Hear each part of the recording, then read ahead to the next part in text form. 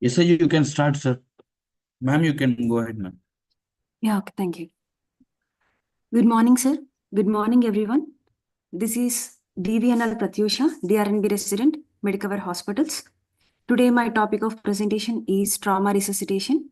My moderator is Dr. Srinivas Samvedam, sir. So, trauma resuscitation. The concept of damage control dates back to World War I with the United States Navy. It is a concept that is used to describe emergency control without definitive repair of a situation that is a threat to a ship and its ability to carry out its mission. Trauma resuscitation is a critical component of emergency medical care, aiming to stabilize patients with life threatening injuries. Recent clinical trials and updated guidelines have refined our approach to this complex process.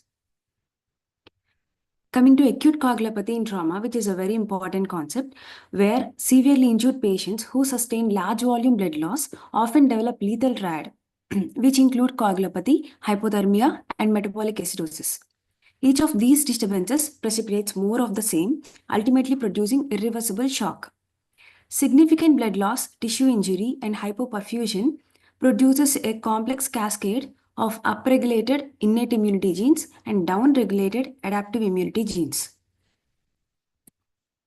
This is the lethal triad showing coagulopathy, acidosis, and hypothermia.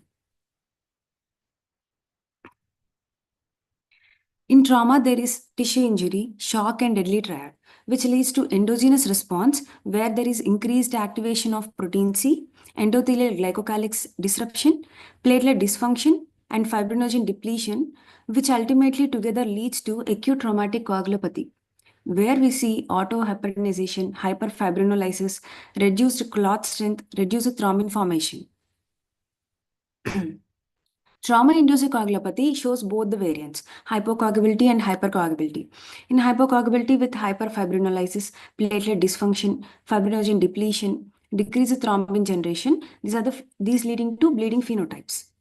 In hypercoagulability with increased thrombin generation, hyperfibrinogenemia, platelet activation, and fibrinolysis shutdown leading to thrombotic phenotypes. There is trauma-induced coagulopathy in early and late. Early trauma-induced coagulopathy is generally within 6 hours of injury, where it is characterized by inability to achieve hemostasis, which may ultimately lead to uncontrolled hemorrhage and protracted shock. Late trauma-induced coagulopathy, it is usually seen after 24 hours after injury, where it is represented by hypercoagulable state that may lead to excessive macroclotting and microclotting, leading to thromboembolic events like DVT, pulmonary embolism, ARDS, and ultimately leading to multiple organ failure. In hemorrhagic shock, metabolic byproducts such as succinate have been associated with early trauma-induced coagulopathy and oxidative stress. This has been shown to modify fibrinogen polymerization, thus resulting in weakened clots. Trauma-induced hyperperfusion has been associated with protein C activation and reduced levels of plasminogen activator inhibitor 1. And calcium has an important role in the formation and stabilization of fibrin polymerization sites. In these situations, consequently, hypocalcemia affects all platelet dependent functions. Tissue injury shows early hypocoagulability and later hypercoagulability. The development of trauma-induced coagulopathy is typically associated with severity and extent of tissue injury. Tissue trauma provokes the release of DAMs. These are damage-associated molecular patterns, which stimulate inflammatory pathways through release of several mediators. Multiple potential pathways have been suggested where the early effect of DAMs renders platelets to be hyporesponsive.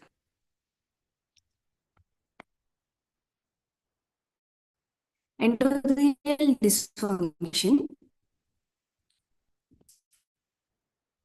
When the endothelial network is disrupted due to trauma, barrier function, leukocyte adhesion, endothelial activation, clinical expression of coagulopathy, microthrombosis, and organ dysfunction. In trauma-induced coagulopathy, we also see platelet dysfunction, inappropriate thrombin generation, fibrinogen depletion, dysregulated fibrinolysis, and dilutional coagulopathy, where there is excessive fluid resuscitation. Coming to damage control resuscitation. Damage control resuscitation is a structured intervention which begins immediately after rapid initial assessment in the emergency room and progresses through the operating theater with damage control surgery and then into the ICU. So, damage control resuscitation attempts to prevent rather than treat coagulopathy as the most treatable arm of lethal triad. Recent advances in damage control surgery and blood transfusion practices have changed initial trauma care, leading to fewer deaths from hemorrhage and subsequent organ failure. In particular, there are two large trials have standardized the approach to a blood product resuscitation. Taken together, these and other studies have led to a more limited use of crystalloids, which are promoted in 10th edition of ATLS guidelines. In damage control resuscitation, we see rapid diagnosis, limiting the use of crystalloids, early fixed ratio transfusions 1:1:1, and permissive hypotension, rapid anatomic control through damage control surgery, and use of antifibrinolytics. Coming to hypotensive resuscitation, a major part of an integral part of damage control resuscitation. Hypotensive resuscitation restricts the use of crystalloids, allowing blood pressure to remain lower side. This limits the secondary blood loss until initial hemostasis can be accomplished. So, accepting a lower blood pressure during trauma resuscitation has long been recognized as helpful. Recent systematic reviews on this topic concluded that mortality of trauma patients appear to be improved when permissive hypotension is employed. While the optimal blood pressure target has yet to be defined, based on some currently available data, we can say systolic blood pressure of 90 to 100 mmHg is likely to be safe. According to the recent guidelines for the management in traumatic brain injury, systolic blood pressure greater than 100 mmHg is recommended for the age group of 50 to 70 years, and systolic blood pressure greater than 110 mmHg is recommended for age group less than 50 and older than 70 years.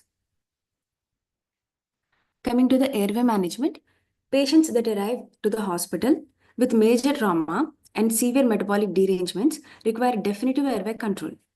The timing of airway management is critical and must balance the advantage of resuscitation before induction to minimize the risk of post-intubation cardiac collapse versus the need for rapidly controlling the patient's physiology, including the respiratory system.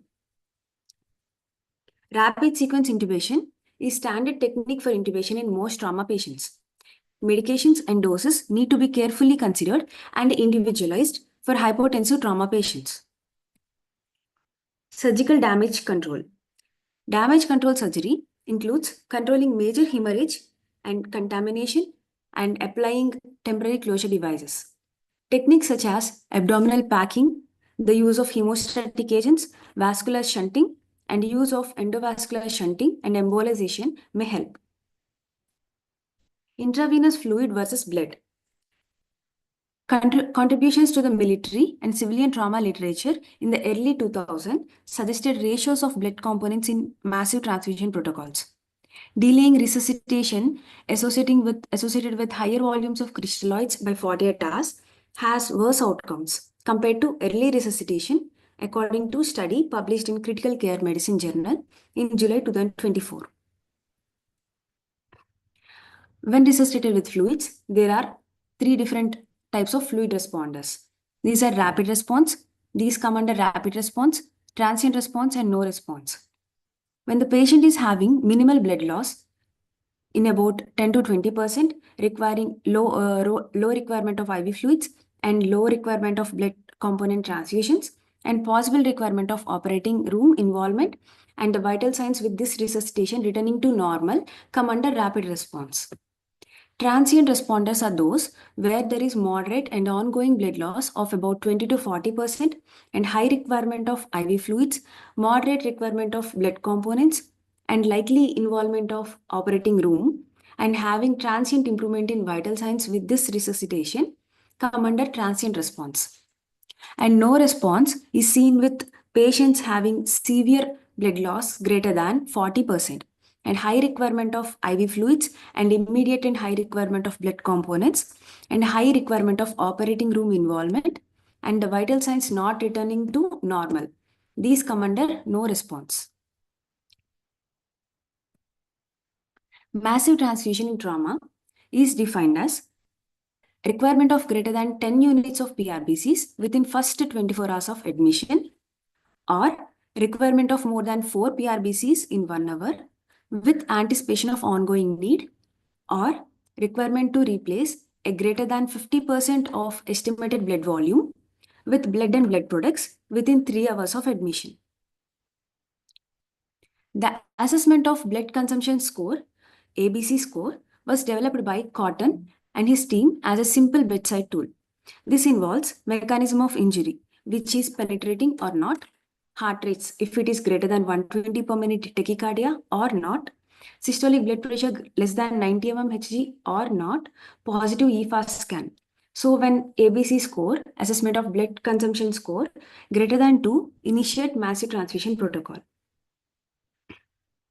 Other scores used to predict need for massive transfusion are trauma-associated severe hemorrhage score, emergency transfusion score, Prince of Wales Hospital score, also the Rayner score, trauma-induced coagulopathy clinical score, traumatic bleeding severity score, and the shock index. Shock index is heart rate by systolic blood pressure. When it is less than 0.9, initiate massive transfusion protocol. Currently, massive transfusion is being replaced by other terminologies like resuscitation intensity, critical administration threshold, and substantial bleeding. The resuscitation intensity is defined as the number of all resuscitative units infused within half an hour of patient arrival. As per this criteria, 1 liter of crystalloid, half liter of colloid, 1 unit of PRBC, and 1 unit of plasma, and every unit of apheresis platelets all come under resuscitation fluids. So patients requiring more than 4 units of resuscitation fluids within 30 minutes of arrival had two-fold increase in mortality that remained elevated even after 24 hours. Critical administration threshold. Requirement of at least 3 units of PRBCs in any 1 hour time period during the initial 24 hours of trauma. Critical administration threshold is a more sensitive predictor of mortality than the older massive transfusion protocol definition. And this can suggest the need for abbreviated instead of definitive laparatomy. Substantial bleeding. Substantial bleeding is defined as the need of 1 RBC unit within 2 hours and 5 RBC units or death from hemorrhage within 4 hours of admission. So this implies the severity of blood loss rather than a preset transfusion volume. Coming to fixed ratio transfusions, in 2015, there is a study conducted named as Proper Study Group, where it is a large multi-center randomized control trial comparing the ratios of plasma, platelets, and PRBCs in a 1:1:1 versus 1:1:2 ratio according to PROM trial. While there was no significant difference in mortality at 24 hours or 30 days, more patients in 1:1:1 group, according to Proper Study, achieved hemostasis and fewer died of extenuation in first 24 hours. Coming to the role of fresh whole blood. Fresh whole blood was born out of necessity in military conflicts. During the early years of wars in Iraq and Afghanistan, fresh whole blood was used during massive transfusion at combat support hospitals when blood components were scarce. The military maintains a walking blood bank of service members. Low titer group O whole blood, LTOWB. This says IgM antibody titers less than 250. This uses pragmatic pre-hospital type O whole blood early resuscitation power pilot trial. Hypothesized that pre-hospital initiated LTOW resuscitation will be feasible, safe, and associated with outcome benefits.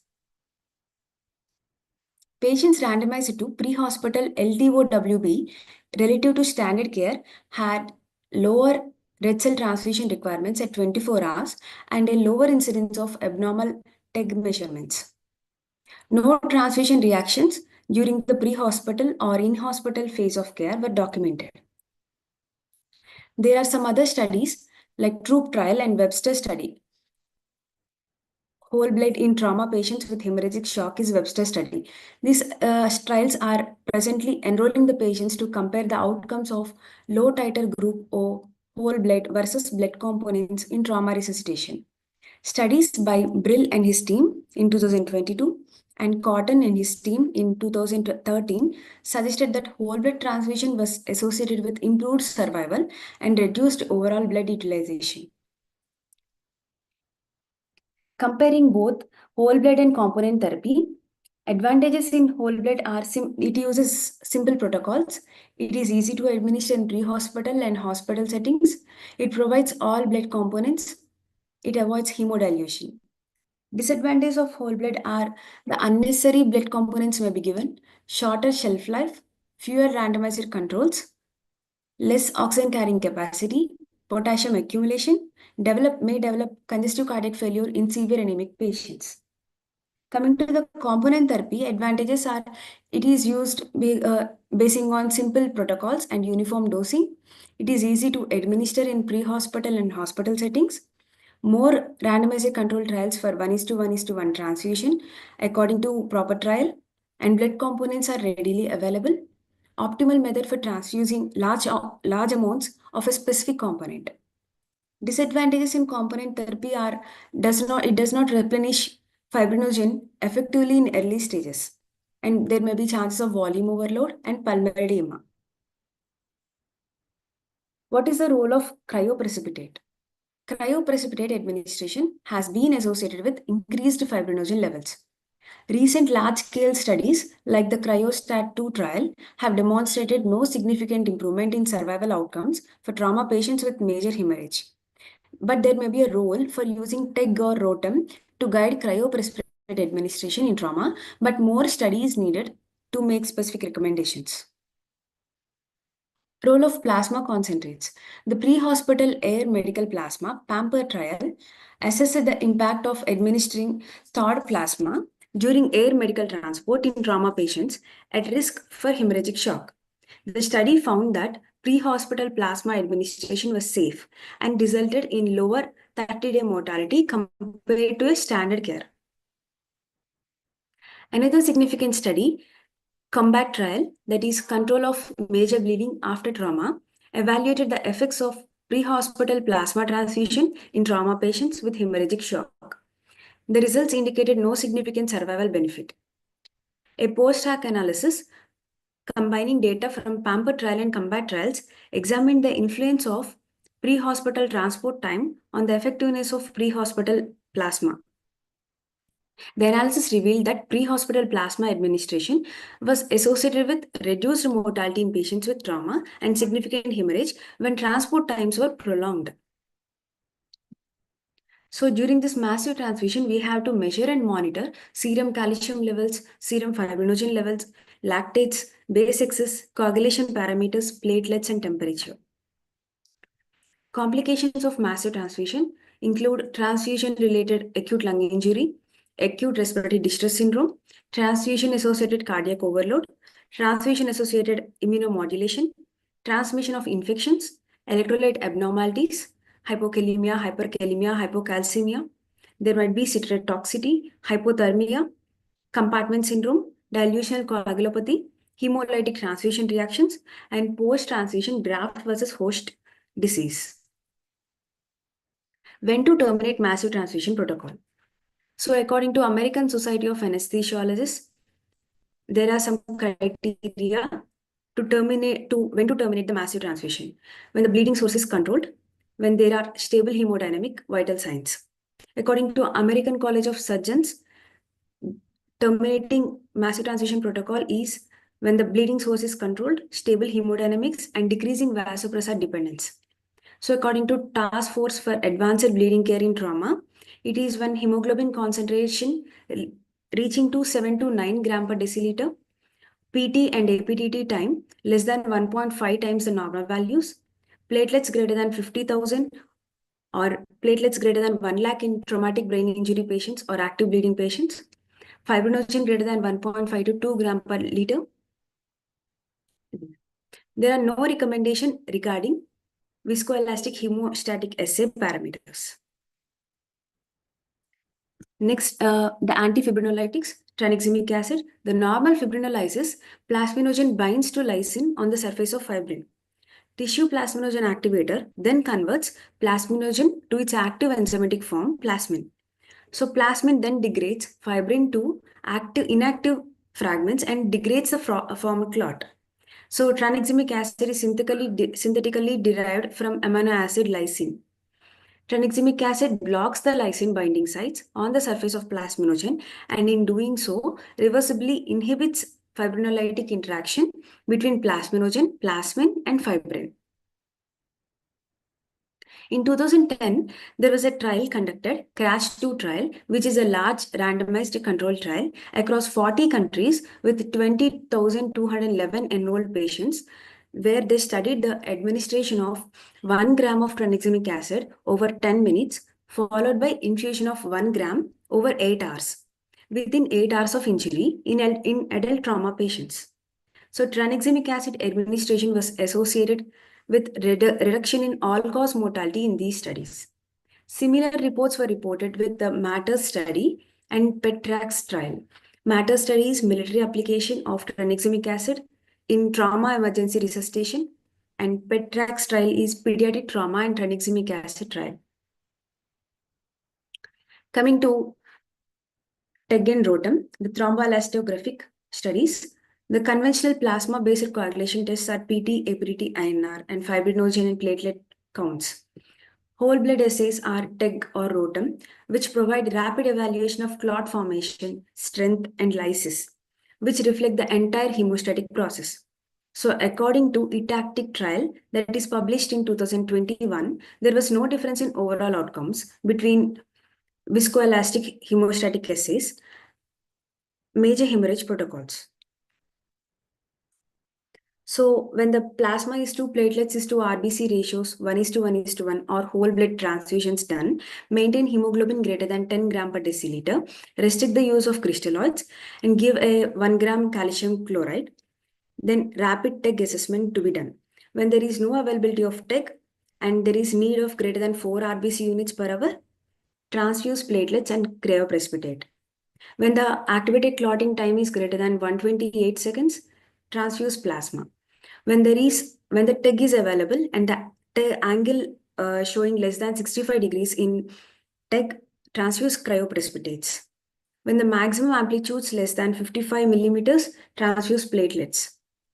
When the systolic blood pressure greater than 90 mmHg and lysis at 30 minutes is greater than 7.6%, or systolic blood pressure less than 90 mmHg and lysis at 30 minutes is greater than 3%, we can give antifibrinolytics tranexamic acid and reassess the TEG.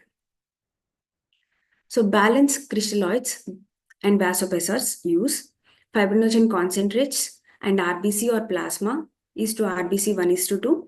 Maintain hemoglobin concentration greater than 7 gram per deciliter. Monitor or correct hypocalcemia, giving tranexamic acid, and then doing the viscoelastic hemostatic assays. When fibrinogen level is less than 150 milligram per deciliter, transfusion of cryoprecipitate or fibrinogen concentrate is essential. And then when delayed coagulation initiation seen, prothrombin complex concentrates are used. When PT or APTT, if 1.5 times the normal levels, then transfuse plasma. If platelets counts are less than 50,000, giving platelets. And maintaining platelets above 1 lakh in traumatic brain injury is required.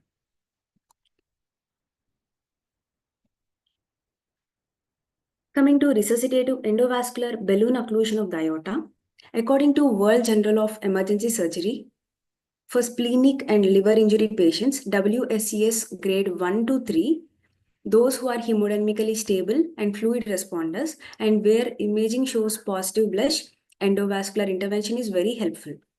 WSES grade 4 injuries or hemodynamically unstable patients or transient responders should be approached by laparotomy.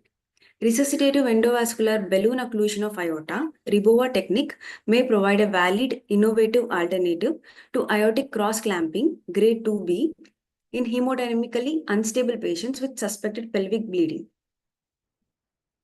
So, resuscitative endovascular balloon occlusion of aorta, RIBOVA, is a minimally invasive aortic cross clamp that can be used to control non-compressible torso and pelvic bleeding.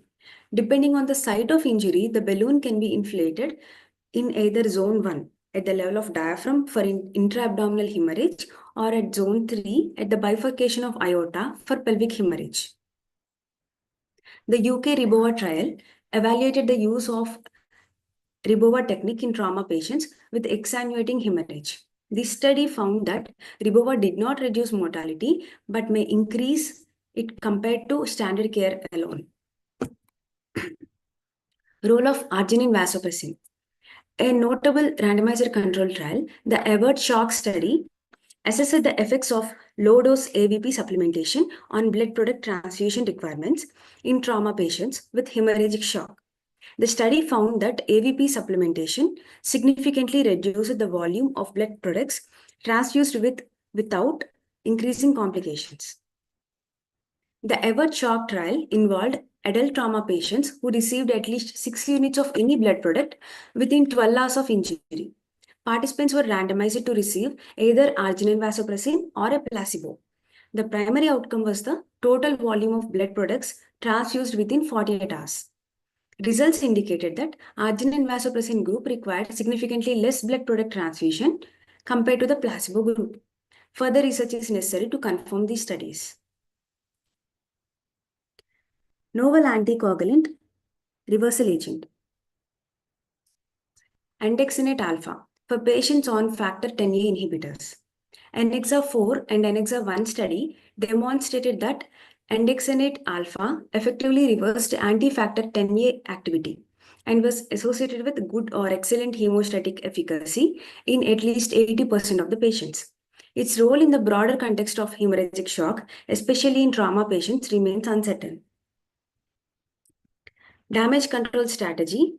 Damage control resuscitation strategy is the measure that directly addresses the trauma-induced coagulopathy.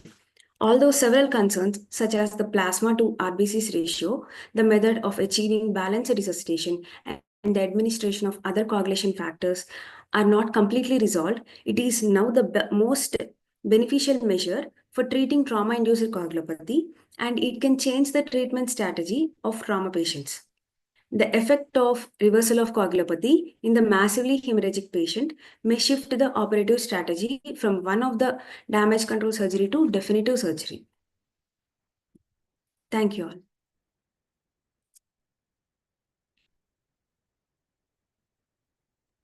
Thank you, Pratik. I think last two sessions have been a very quick and crisp revision of essential aspects of trauma, and I think we have comprehensively reviewed everything. The paradigms of resuscitation of trauma are no longer restricted to hemodynamic and fluid disease, but also to temperature and metabolic and coagulopathic indices. Those are also considered as markers of resuscitation, and that has to be remembered.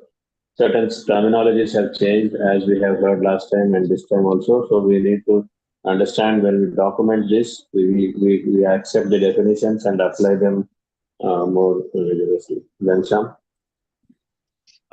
Just one point to the whole discussion, that when we talk about trauma resuscitation, we always concentrate upon the role of blood products, fluids. But what we tend to forget is early hemostatic interventions, be it surgical, be it percutaneous, whichever way. If you have a bleeding vessel or a bleeding pointer, until unless somebody goes and stops that, no matter how much blood products, or no matter how many fluids you give, it will not get better. So that is something that we need to keep in mind, because there's a general tendency that if the patient needs surgical intervention, or if there's a bleeder, there's a general tendency to first resuscitate and then take the patient for securing the hemostasis. But that's the other way it should be looked upon. That's the only point I think you should add. Yeah. Okay. Thank you, Pratisha. I think it's an excellent presentation. Please do join us again next week for another talk on this platform. Those of you who have any queries, comments um, about the presented today, please do post them on the group and we will answer them at the earliest possible. Please do subscribe to our channel and await our announcement for this month's journal. Thank you very much. Thank you. Thank you. Thank you, sir.